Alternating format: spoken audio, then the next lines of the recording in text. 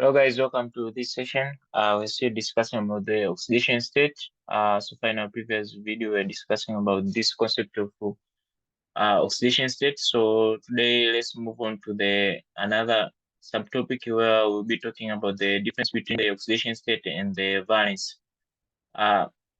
We know that the valence electrons are just the electrons that they participate in the forming chemical bonds. Take an example. Let's look at an element carbon. Carbon has a lot of fixed electrons. You can tell it simply by looking at the periodic table. Now, however, two of those electrons are in the core of the atom, that is in the first s orbital, and the remaining four electrons are in the outer 2s and the 2p orbitals. Now, since these four electrons are in the outer shell, they can participate in the bonding. Therefore, since there is four electrons that the carbon can share, we say that the carbon has a valence, or simply you can call it a valence number of 4. So the carbon's valence number is 4. While when we are talking about the oxidation state, this is the number that is used to designate how oxidized an atom is in a compound or a molecule. It is simply the hypothetical charge an atom would have if all of its bonds were completely ionic rather than covalent. We'll talk about these types of bonding later on in other videos, the ionic bond and the covalent bond. So there you have it, the difference between the valence and the oxidation state. Oxidation state is the number that is used to designate how oxidized an atom is in a compound or a molecule, while a valence is simply a number that an element has of the electrons which it can share or lose when forming chemical reaction with the other elements. Now, really, oxidation state is a bookkeeping formalism that just simply it allows us to track what is being oxidized or reduced in a chemical reaction by comparing the oxidation states of reactants to those of the products. So when you're talking about the oxidation state, it's simply a formality bookkeeping, whereby it allows us to track what is being oxidized or reduced within the chemical reaction, while comparing the oxidation states of the given reactants to those of the products that we obtain during the chemical reaction. Now, let's move on to the other part, that is the radicals. We'll start with the concept of the radicals. A radical simply is a group of the elements which behaves like a single atom in forming compounds. Now, we've covered those binary compounds. We've said that they are the compounds that are formed by two elements that are combined together. But when we're talking about the radicals, are just group of the elements which they behave like a single atom in forming compounds. Simply, you can say that the radicals, they do not exist alone. They are always found combined with the other metals. Now, the valence of the radical is equal to the charge on it. So you can simply tell the valence of the radical by simply observing the charge of the given radical. Now, the table below that we are going to see in our next slide, it shows the valences of the different radicals.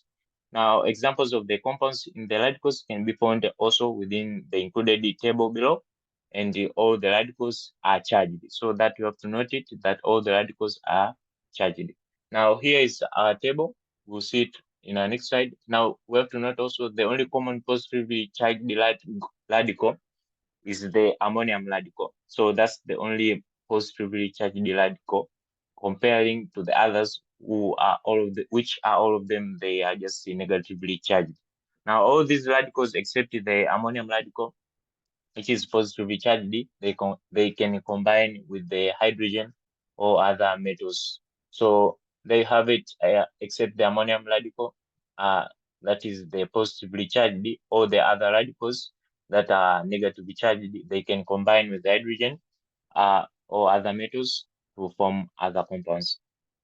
Now here's our table of some radicals and their valences, including with the various examples.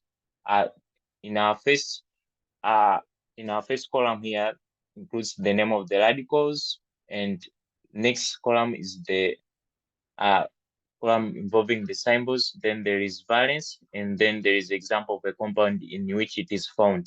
Now, starting with the first radical, that is ammonium, this symbol, as you can see it here, NH, there's 4, then there's plus here, that is the only positively charged radical, then its valence is 1, and example of the compound in which it is found, as you can see here, ammonium sulfate.